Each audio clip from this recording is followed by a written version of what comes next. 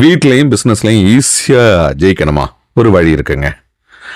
நாம எதை சொல்ல வாரோன்னு உள்ளது சொல்லிக்கிட்டு போறது பெஸ்டா, அவங்க என்ன எதிர்பார்க்குறாங்க அதற்கு ஏற்ப நாம பேசுறோமா?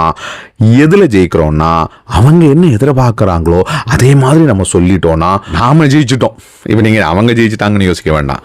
அவங்க என்ன எதிர்பார்க்குறாங்களோ அதை நாம சொல்லிட்டோம்னா நாம ஜெயிச்சுக்கிட்டே இருக்கலாம். வீட்டில் நம்ம கொஞ்சம் லேட்டாக போனோடனே மனைவி வீட்டில் என்ன சொல்லுவாங்க? ஏன் லேட் ஆகிட்டுங்க, நீங்கள் இப்படி தானே எப்பவும் இருக்கீங்க, நீங்களாம் ஒரு மனுஷனா, நீங்கள் இப்படி லேட்டாக வந்தனால பசங்க எவ்வளோ கஷ்டப்படுறாங்க தெரியுமா? நான் எவ்வளோ நேரம் காத்துக்கிட்டு இருக்கேன், நான் டீ குடிச்சேன்னு உங்களுக்கு தெரியுமா, நான் டீ குடிக்காம இருக்கல, சாப்பாடு சாப்பிடாம இருக்கல, டின்னருக்கு வெளியே போகலான்னு சொன்னீங்களா? இப்படிலாம் சொல்லி நமக்கு ஒரு டென்ஷனை ஏற்றுறது நமக்கு பிடிக்காது. நாம் என்ன எதிர்பார்ப்போம்? அவங்க நம்ம லேட்டாக போனாலும் அதை புரிஞ்சுக்கிட்டு லேட் ஆகிட்டீங்களா பரவாயில்லைங்க, ஏதாவது பிரச்சனை வந்து ரோட்டில் நடந்திருக்கும், டிராஃபிக்கில் மாட்டியிருப்பீங்க, உங்கள் பாஸ் உங்களை திட்டிருப்பாங்க, உங்களோட ஸ்டாஃப்ஸ் வந்து சொன்னது மாதிரி கேட்டிருக்க மாட்டாங்க, வாங்க உட்காருங்க டீ குடுங்க சந்தோஷமா இருப்போம்னு சொல்லக்கூடியதை நம்ம எதிர்பார்ப்போம்.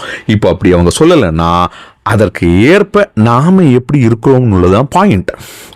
அவங்க சொல்லிட்டாங்க, இப்போ நாம எதிர்பார்க்காதது அவங்க சொல்லிட்டாங்க. இப்போ நாம எப்படி அவங்களுக்கு என்ன வேணுமோ ஒரு மன்னிப்பு வேணும், நாம் கொஞ்சம் தாழ்ந்து போகணும், கொஞ்சம் அட்ஜஸ்ட் பண்ணி போகணும். ஐயோ சாமி தப்பு நடந்து போச்சு, யார் மேலும் தப்பு இல்லை, நான் தான் தப்பு, மன்னிச்சுக்கிடுங்க, இப்படி சொல்லக்கூடியவங்க இருப்பாங்க. இப்படி அவங்களுக்கு தேவையான எதுவோ அதை கண்டுபிடிச்சு அவங்களுக்கு தேவையானது நம்ம செய்ய ஆரம்பிச்சிட்டோம்னா, சொல்ல ஆரம்பிச்சிட்டோம்னா, பிஸ்னஸ் ஆனாலும் வாழ்க்கை ஆனாலும் ஜெயிப்பது உறுதி. பிரம்மாண்டமாக அழகாக சிறப்பாக சந்தோஷமாக இது நடந்துக்கிட்டு தான் இருக்கு.